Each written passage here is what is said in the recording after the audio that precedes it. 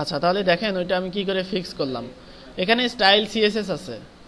তো আমরা এই মেনুটা কি বলেন তো, এই মেনুটার ক্লাস কি? ন্যাব বার ন্যাব।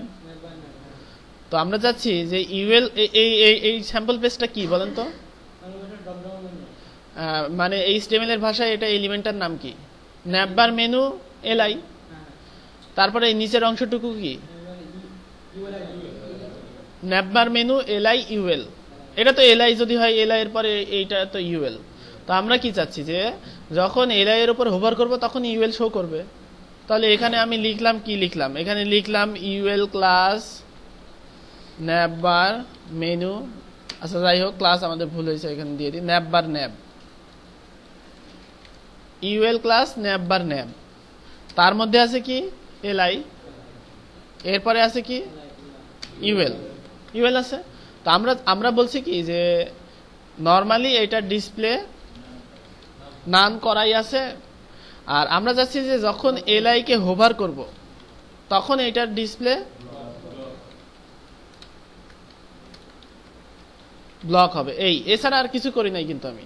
এখন বুঝতে পারছেন যে কিভাবে ওইটাকে হোভার করার পরে আনলাম? আরেকবার বলি, সেটা হচ্ছে যে আমাদের নরমাল এই মেনুটা হচ্ছে ন্যাব বার ন্যাব। এক একটা আইটেম, যেমন দেখেন আমি যদি এই যে হোভার করি, এইটা কি? এইটা হচ্ছে আমাদের ন্যাব বার ন্যাব এলআই। তারপরে এটা কি? এলআই এর মধ্যে ইউএল। তো আমরা চাচ্ছি যে যখন ন্যাব বার এটাকে হোভার করা হবে তখন ইউএল শো করবে।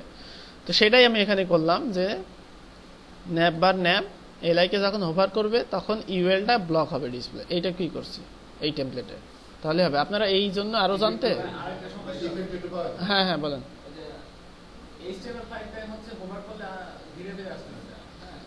আচ্ছা, ওইটার জন্য যে কোয়েরি ফাংশন সেট করা আছে সেই ফাংশনটা আমি আগামী ক্লাসে সেট করা দেখাবো, কিভাবে যে কোনো মেনুতে আস্তে ফেড ইফেক্ট ভাবে মেনু নিয়ে আসা যায় সেটা দেখাই দিব। আর কোনো প্রশ্ন আছে? হ্যাঁ হ্যাঁ, এখানে ইফেক্ট আছে, সেটার জন্য আপনার এখানে একটা ফেড ইফেক্ট আছে, আমি ওইটাই দেখাই দিব নি। জাস্ট একটা ক্লাস পাওয়াইতে হবে এখানে। হ্যাঁ, ওইটা আপনি ওই টেমপ্লেট থেকে খুঁজে দেখেন কোন ক্লাসটা হোভার করলে পাইলে এটা আস্তেই করে আসবে এরকম। আর কোনো প্রশ্ন আছে গত ক্লাসের? আচ্ছা, স্লাগটা, হ্যাঁ হ্যাঁ হ্যাঁ, এটা ঠিক বলেছেন।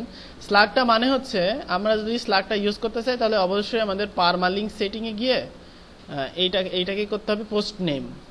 তো ওয়ার্ম সার্ভারে যদি আপনি যে কোনো ওয়ার্ডপ্রেসে পোস্ট নেম করেন সেক্ষেত্রে আপনাকে আরেকটা কাজ করতে হবে। এখানে রাইট ক্লিক, অথবা এখানে ক্লিক, তারপরে অ্যাপাচি মডুলস, এখান থেকে যাওয়ার পরে রিরাইট নামে একটা মডুল আছে, সেটাকে কিন্তু এনাবেল করে নিতে হবে।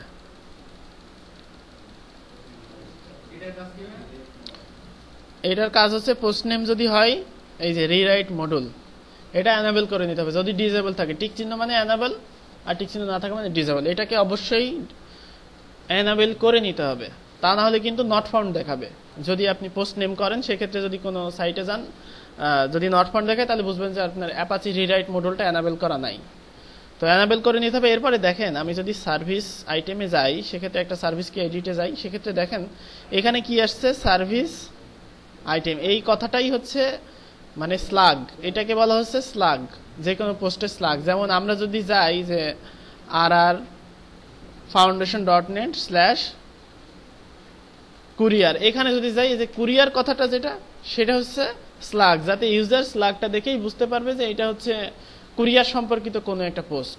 তো এই স্লাগ যদি আপনি এখানে এই নামটা চেঞ্জ করতে চান তাহলে আপনি এই ফাংশনে গিয়ে রিরাইটে গিয়ে এখানে যেটা দিবেন সেটাই কিন্তু এই যে এখানে আসবে। বুঝতে পারছেন যে রিরাইটটা কোথায় লাগে?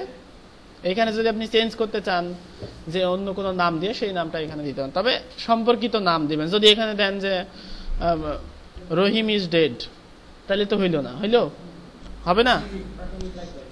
হ্যাঁ হ্যাঁ, এখানে আপনি দেবেন সার্ভিস হলে সার্ভিস আইটেম, যে কোনো কিছু যেটা হবে সেটা দিবেন। না দিলে আপনার হবে না, মানে শো করবে না। এটা যদি যান ভিউ পোস্টে দেখাবে যে নট ফাউন্ড, 404 নট ফাউন্ড, তাই দেখাবে। আমি তো এটা জানি না, মানে ওইটা সেক্ষেত্রে গুগল সার্চ করতে হবে, পাওয়া যাবে।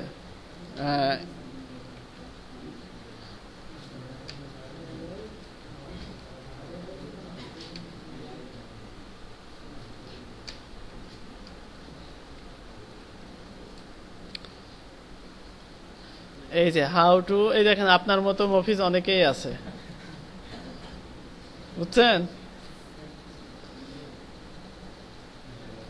আপনার আমার মতো, ও এটা তো আবার একটু কঠিন টাইপের আর কি।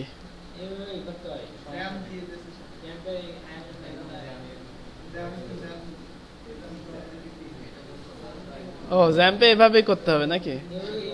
এই যে open open and edit HTTP config, তারপরে এখানে যাইতে হবে, যাওয়ার পরে এখানে চেঞ্জ করতে হবে, এটা ফাইন্ড করে এটা চেঞ্জ করতে হবে, করে তারপরে রিস্টার্ট দিতে হবে।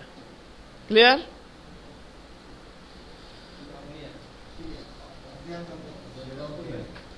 ওকে, তাহলে আজকে এখানেই শেষ।